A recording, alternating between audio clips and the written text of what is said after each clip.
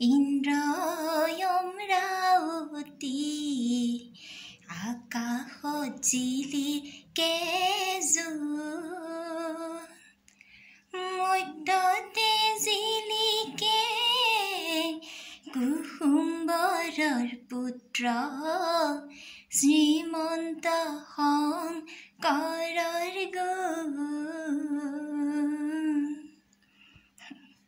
শংকৰদেৱৰ তিথি আহি আছে যে এইবাৰ মানে আমাৰ মহিলা ক্লাবৰ পৰা শংকৰদেৱৰ তিথিত এখন ফাংচন পাতিম বুলি ভাবিছোঁ মই আকৌ মানে প্ৰেছিডেণ্ট এই প্ৰেছিডেণ্ট হৈ এই মঞ্চ মুকলি কৰোঁতে এফাকি গাব নালাগিব জানো সেইকাৰণে অৱশ্যে গোৱাৰ সময়ত অকণমান নিচাকৈ সংযোজন দিম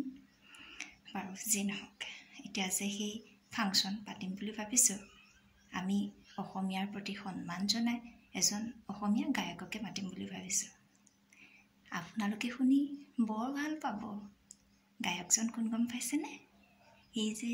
বিদুৰ ভাই আমাৰ কোন আছিলে গোবিন্দ ভাইটি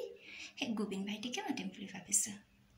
আমাৰ তিথি উপলক্ষে পতা সেই ফাংচনখনত আপোনালোকে সকলোৱে সহায় সহযোগ কৰিব দেই বাই